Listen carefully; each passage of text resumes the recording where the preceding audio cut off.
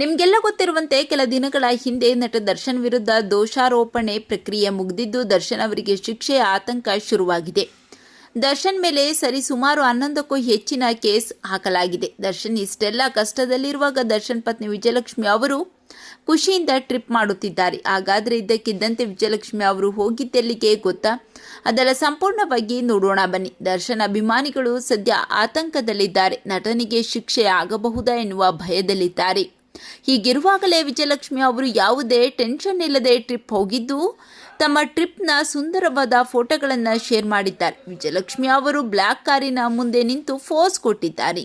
ಅವರು black baggy pant ಧರಿಸಿದ್ದು white T shirt ಧರಿಸಿದ್ದಾರೆ. ಬ್ಲ್ಯಾಕ್ ಗಾಗಲ್ಸ್ ಧರಿಸಿಕೊಂಡು ಕ್ಯಾಮ್ರಾಗೆ ಪೋಸ್ ಕೊಟ್ಟಿದ್ದಾರೆ. ಒಂದೇ ಸಲ ದರ್ಶನ್ ಪತ್ನಿ ಹಲವಾರು ಫೋಟೋಗಳನ್ನು ಅಪ್ಲೋಡ್ ಮಾಡಿದ್ದಾರೆ. ಇವತ್ತು ಏನಾಗುತ್ತದೋ ಅಥವಾ ಎಷ್ಟು ಕೆಟ್ಟದಾಗಿದೆಯೋ ಎನ್ನುವುದು ಮುಖ್ಯವಲ್ಲ. ಜೀವನ ಸಾಗುತ್ತಲೇ ಇರುತ್ತದೆ. ಅದು ಇದಕ್ಕಿಂತ ನಾಳೆ ಇನ್ನಷ್ಟು ಉತ್ತಮವಾಗುತ್ತದೆ ಎಂದು ವಿಜಯಲಕ್ಷ್ಮಿ ಅವರು ಇನ್ಸ್ಟಾಗ್ರಾಮ್ ಪೋಸ್ಟ್ನಲ್ಲಿ ಬರೆದಿದ್ದಾರೆ. ವಿಜಯಲಕ್ಷ್ಮಿ ಅವರು ಖುಷಿಯಿಂದ ಹಂಚಿಕೊಂಡಿರುವ ಫೋಟೋ ನೋಡಿ ಕೆಲವರು ಮೆಚ್ಚುಗೆ ವ್ಯಕ್ತಪಡಿಸಿದ್ದಾರೆ. ಇನ್ನು ಕೆಲವರು ದರ್ಶನ್ ಬಾಸ್ ಜೈಲಿನಲ್ಲಿ ನರಕ ಅನುಭವಿಸುತ್ತಿದ್ದಾರೆ, ಆದರೆ ನೀವು ಖುಷಿಯಿಂದ ಟ್ರಿಪ್ ಮಾಡುತ್ತಿದ್ದೀರಾ ಅಂತ ಗರಂ ಆಗಿ ಕಾಮೆಂಟ್ ಮಾಡುತ್ತಿದ್ದಾರೆ. ದರ್ಶನ್ ಜೈಲಿನಲ್ಲಿರುವ ವಿಜಯಲಕ್ಷ್ಮಿ ಅವರು ಟ್ರಿಪ್ ಮಾಡಿದ್ದು ಸರಿನಾ? ಈ ಬಗ್ಗೆ ನಿಮ್ಮ ಅನಿಸಿಕೆಗಳನ್ನು ಕಾಮೆಂಟ್ ಮಾಡಿ ತಿಳಿಸಿ.